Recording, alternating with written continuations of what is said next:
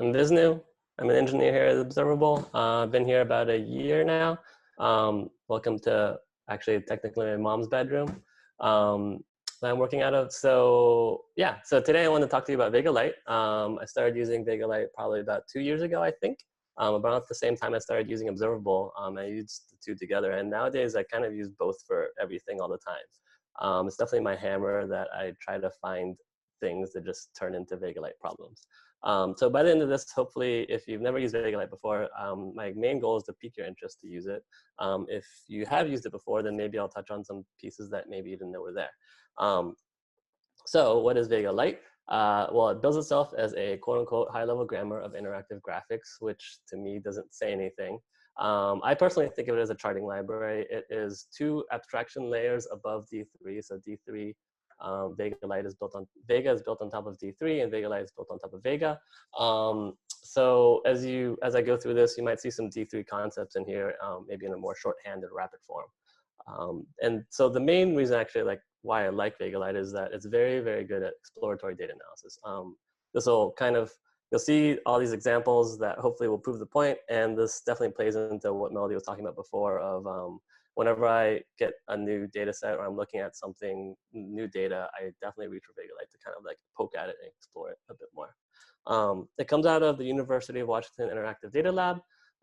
These fine people work on it along with a whole bunch of other contributors, open source contributors. Some of these people might look familiar. So Arvind recently had a very popular D3 Into the D3 notebook on Observable a couple weeks ago. That was coming out of an MIT class he was teaching. Jeffrey here heads up the University of Washington Interactive Data Lab. And he also is the author of Vega, and he happens to be this co-author on this paper back in 2011 called I like to call this D-Cube, Data-Driven Documents by Michael Bostock. So it has a good pedigree. Let's jump right in. Let's say we're looking at some car model data. Here, each row here is a car. It has columns, things like names, miles per gallon, cylinders, displacement. No idea what displacement actually means, horsepower. And say I'm wondering, okay, how do cars how does horsepower correlate with miles per gallon or not? So let's make a chart. All right, so VL here is Vega-Lite. I've imported it into, this is Observable, by the way. So all these slides are Observable. And I've imported Vega-Lite into my notebook, and I'm going to say draw some circles. These are my circles. I've given it some data, which is that cars data set. And I'm passing things to encode. So these things here are called encoding channels. You can think of it as basically taking fields out of your data and representing them or encoding them as different properties on your screen. So there's position, shape, color, and there's a whole set of them that you can encode into. Here we're taking horsepower, putting on the x-axis. We're taking miles per gallon, putting on the y-axis, and we've actually answered our question of as horsepower goes up, miles per gallon goes down, which is probably pretty intuitive. If I kind of play around here, so we don't have to be constrained to circles. We could use squares if we wanted. We could use really big squares because we feel like we want to be chunky. Or we can even, let's go back to circles. We can say try a displacement as another x-axis, pretty similar. And then I also kind of want to show this more degenerative graph. So this is degenerative yet useful. So this is showing the actual distribution of miles per gallon across my entire data set, which is actually pretty cool. And if I toggle this back and forth, you kind of get the inherent understanding of what maybe these encoding channels are actually doing. So that distribution got me kind of curious, the miles per gallon distribution, and I'm kind of wondering how maybe it varies per origin. So all of these are made, say, in the US. This is a dumb way to view it because I'm using a tooltip. So if I encode that color, I can more quickly see that, say, the US is making some pretty high horsepower yet low miles per gallon cars. To maybe make that a little bit easier to see, I can break this up into columns. And I see these 3 charts now, and it's very clear that how these differ in origin. So let's look at kind of that origin a little bit more. So there's a lot of cars that you can tell from the US. So let's look at what a bar chart might look like. Here I'm just saying I'm gonna use mark bar with the same data set. Encoding again. On the y-axis, I have origin, and then on the x-axis, I have field. So, sorry, I have count. Field n, that's a little bit different. Just to go into that a little bit, n stands for nominal, where that actually means that it's just categorical or named data. There are 4 types of fields that you can have in Vega-Lite, and so these field types give Vega-Lite a hint as to kind of how to defaultly approach scales and axes. So they can be pretty important. Quantitative are basically your run-of-the-mill numbers. Temporal is time and dates. Ordinal is similar to nominal, except that it would have some maybe an inherent order. So small, medium, large for t-shirt sizes would be ordinal. Back to that example. So we're counting here. So count is an aggregation function, which means that we're just counting all the records and we're grouping by all of the other encoding channels. Meaning if I comment out this and run it again, we'll see we have about 400 rows in our data set, and we can kind of recount by origin. We can aggregate by other things. So we could say take the average of miles per gallon. And we see kind of a similar chart of USA averages in miles per gallon relatively low. So we want median because that's more cool to calculate, at least. And then bars are a little weird here to show median, so we can go to circles. And this is just to kind of, again, show that Vega-Lite doesn't really care what you're telling it to do. You're saying use a circle here, which maybe makes sense. You can also use a line just to kind of see something, or you can go with area, just because you're feeling drunk with power of marks. And some of those don't make any sense from a data visualization perspective, but it'll let you do whatever you want, and you can use the exact same encoding across them. Okay, so now that we've kind of covered the basics rapidly, but still, I'm gonna actually speed up. So again, just to restate my goal is that I just wanna get you interested in using this charting library, probably in Observable. And I think the best way to do that is to just show you as many examples as I can in as short of time as possible. That means an explicit non-goal is that you will actually understand everything, and or I'm just not going to explain lots of stuff. So that is fine if you don't understand. You can ask questions here, ask me on Twitter, or Vega-Lite has a lot of good docs actually to go through. So with that being said, let's jump into some Portland weather data. This is data that goes from 2017 to nowish 2020 with some temperatures, some precipitation amounts, and an overall rough condition of the day. Here we've created a stacked bar chart of year over year and counted. So that's why there's about 90-ish per 3 years. And we colored it by condition.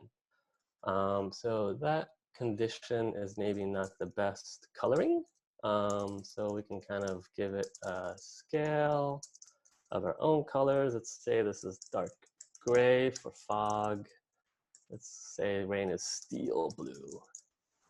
Snow is pale turquoise. And we'll make sun gold. Oh no, pale turquoise. Ooh, okay. By the way, I don't know if you noticed this, so light gray is that color, dark gray is that color, and gray, which you think might be in the middle, is actually darker than dark gray. Okay, but we're back to dark gray. So that's a maybe more intuitive color scheme for this data.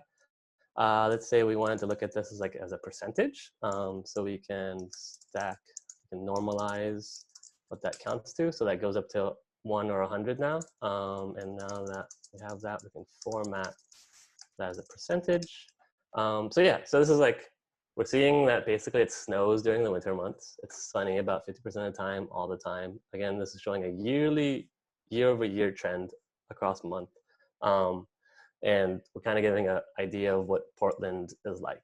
But we don't really have temperature in here, so let's try to do that. So let's go with let's encode this as tmax. Let's look at month, date, and year. Whoa, oh, those are bars. And then let's go to circles. Oh no, year, month, date, ordinal to temporal. Okay, so this is basically our data points. You can see like the yearly up and down of maximum temperature. But I kind of want that year, like the year-over-year trend. So I'm just gonna extract out month and date there. You can see again, it's snowing here, it's raining here, and it's sunny there. Let's throw in, let's make this a bubble chart now. So let's encode size as precipitation. You'll see that on not sunny days, so sun goes away because it's not precipitating those days. Let's kind of give that a minimum value, 300. Oh no, domain, no, let's go range. So the output range is from 20 to 300. So we get back a minimum of 20 for those sunny days. So this is a cool looking chart now. We see kind of our yearly trends. We see sunny days, but we kind of lost the overall kind of distribution or that bar chart of like condition. So I kind of want to add a second chart here. So to do that, let's call this something.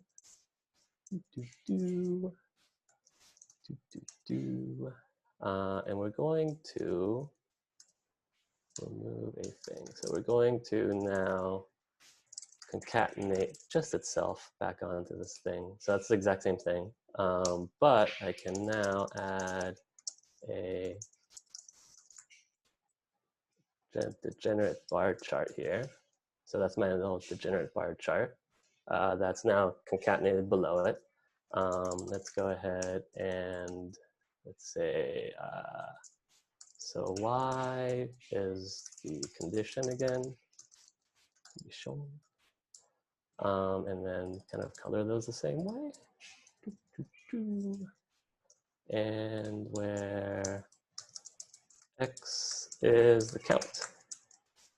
Yeah, so we're back now to kind of seeing this breakdown in condition. But now I kind of want some interactivity. So I want like some cross brushing, I think.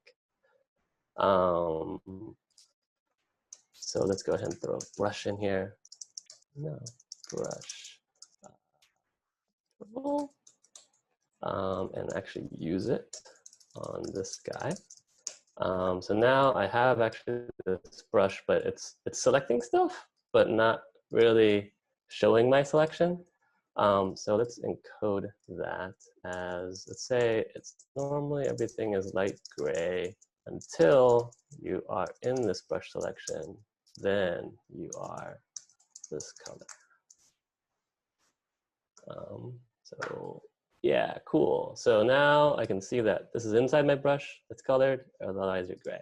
And then, yeah, we want this cross brush thing to happen. So let's go ahead and filter this other one to filter by the brush. So now we see this cool effect happening of what I select is being shown down here. This x-axis jumping around is throwing me off, so I'm going to fix that scale to always be goes 550. So now, yeah, so now it counts up nicely, except now the empty form is a little weird. I'm gonna leave that as is though. Another thing that we can do is, so doing this random square of a interval is weird, so we're gonna fix it to just the x-axis. So now I have only this range that I can select. So I can say like during the summer, there's no snow, which I think people already knew. Cool. So again, weather data. Next example. This is my one COVID-19 topical data set. This is open table data of year-over-year change in diners. So globally, open table had -1% from 2018 year-over-year, accounting for weeks. And then this is also cut by country, and it's cut by state in here too. All right, so this is a line chart just to prove that we can draw lines of all that restaurant data, showing just that one global line that's labeled as a country over time. You can see that basically globally restaurant diners are bottoming out. But I'm actually curious about the distribution. So like there's this global average across everything, but I want to see like what countries are leading or lagging in this. So let's look at basically all the countries. And that's an artifact of drawing too many. So if you want to see what this is, if you do D3, you'll know what that is immediately. That's just all my points that I'm drawing weirdly. So I need to group again. So I'm going to group by name. So yeah, so now we see that Australia is kind of behind the curve as far as open table goes, and Ireland is quitting restaurants pretty quickly. But really, I kind of want like all the data because I tend to want to see all the data and then work back from there. So that's all the data now, where we have cities. Oh yeah, cities and states are in here. It's colored by type, and now we have to regroup by everything. Okay, so you can see cities are tending to lead because of course they're a smaller population size, and then these states and countries are coming in later. Try to make this a little bit more digestible. Let's kind of, yeah, it's a little bit more readable. You can change the interpolation function here for the line. So I was playing around, actually, hold on, let's turn on the points. Point, true? Yeah. So these are the individual data points. So I can try to figure out what interpolation I want. I was playing around with basis. That didn't seem quite right. Cardinal. And then I found finally monotone, which is the docs of D3 call this, it produces a cubic spline that preserves monoticity in Y, which means, I don't know what it means. It basically means it doesn't get this bump outside of the point, which is probably about what I want. Let's turn off those actual points. And yeah, so I would add, I'm gonna cheat actually now. So I would add a interaction here, one of those Voronoi maps that kind of get you the hover over interaction. So I'm gonna cheat by going to my already made chart. So yeah, so this is what you can do with yet another brush, but I was too lazy to type it out again. You can kind of see that sadly Seattle is down here and quitting restaurants pretty quickly in Queensland, and I think Australia is maybe still going to restaurants. Moving on, some more. Back to kind of like reiterating what Melody had to say about using data visualization in your everyday routine. So I was debugging an outage recently, maybe, I don't know, 6 months ago, and there's like a minute outage, and so I pulled logs for it. So logs from HTTP logs include like a timestamp, HTTP status code, service, which is milliseconds to actually service the request, and then a redacted path in here. So I was looking at these, trying to figure out what was going on. So this is now showing you every single log and what happened. You don't really see the outage in here yet. So we kind of look at the outage by encoding status on the y-axis. And now you'll see that 503s, these are bad, happened for like about a minute or two here. So 503s are timeouts. Everybody here during this minute was seeing like a Cloudflare error page. And so we can see our outage, but we don't know really what's causing it yet. So let's go ahead and color this just because it makes things maybe a little bit easier to look at. By the way, we can look at kind of differences in default of how field types are used. So nominal will give you a categorical color scheme. Ordinal would give you a sequential one. Just to kind of quickly go over that. So these are them. So let's look at service time a little bit. So instead of status, let's look at service. This is looking a little iffy now. So this is, well, let's go to circles. You can see now basically at some point, these are all the timeouts that they basically time out at 30 seconds. I don't know what these are. And then everything gets better over here in 2 phases. And then to kind of view that better, we're going to zoom in using log scale so that we can see both the lows and highs. And now this right here looks pretty suspect. It's like a slew of requests that like move up into here. So what are those? So we can kind of throw a tooltip on here of the path. So now if I look at these all happen to be the same path, which now I have somewhere to look. And so this was a bug and we fixed it. But this was actually how I ended up debugging this over a little bit of time. So yeah, so that's how I use it day to day. Now, just to prove again that like we're not constrained to our static normal line charts or whatever, let's look at some geo data. This is airport data. We have some states in here. We have cities across the United States, and we have latitude and longitude.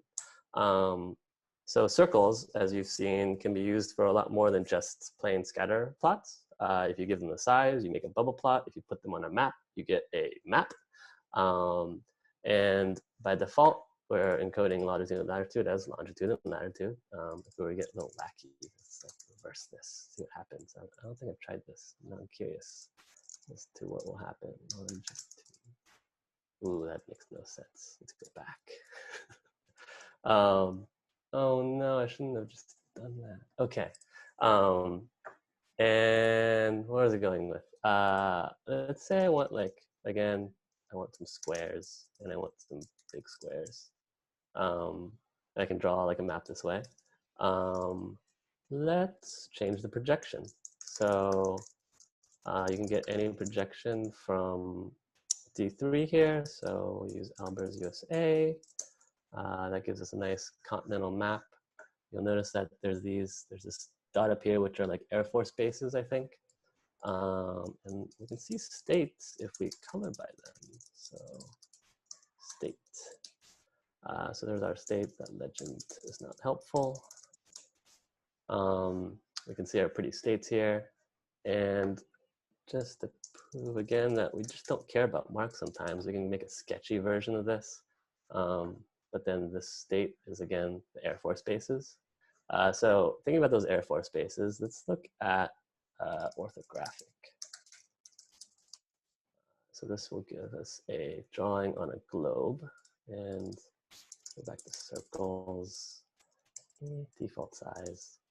We're gonna want to rotate that to the east and downward. So now we have our nice globe of a United States. You know, for fun, because it's always fun to throw a slider into anything. Let's go degrees is a nice slider. 20, 180. Start at the 70 that's at. Drop it in. Now, if we play with this, yeah, we got like a little turning map thing, which is fun. Cool. So again, you got interactivity, you got fast charting. So, okay, hopefully I've proven the point that at least for visualization sketches, exploratory data analysis, Vega-Lite is great. It's also totally great to use on dashboards, interactive visualizations. It can handle. It starts getting a little iffy around maybe like highly interactive visualizations or kind of where you have some significant visual customization in there.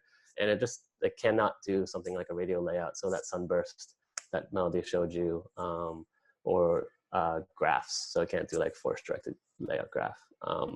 But for those, there's oftentimes alternative visualizations you can have that are totally fine that it can do.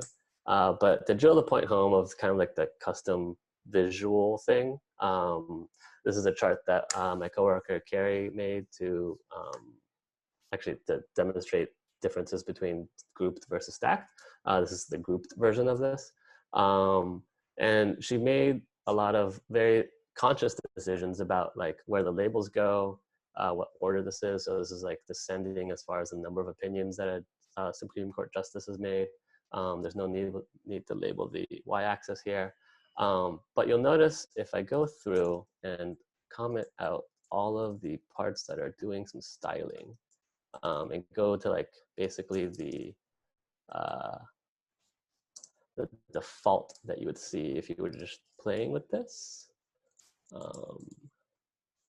you will notice that the default is not as pretty. You get the same idea of what's going on though, and it's pretty rapid that you would get it in like a handful of lines of code. But like the justices are alphabetical now, so that's good for finding them, but not really for gauging who's giving the most opinions. You got a lot of redundancy in some of these labels. So you'll notice that like more than half the code was required to style this thing. And this is true of like any charting library. Like you start coding against the defaults, and that will, that's a trade-off that you'll make at some point. But again, you can kind of very quickly get to a sketch of what you want and then go and make it perfect. So hopefully I've interested you in using this. And to again use it, all you need to do is import VL from Vega-Lite API. We have a tutorial, which is, all these examples are drawn from that. The University of Washington Data Lab has a probably much better, slower and more principled introduction to Vega-Lite that teaches you all the more underlying fundamentals. I would honestly recommend that. So yeah, thank you for listening.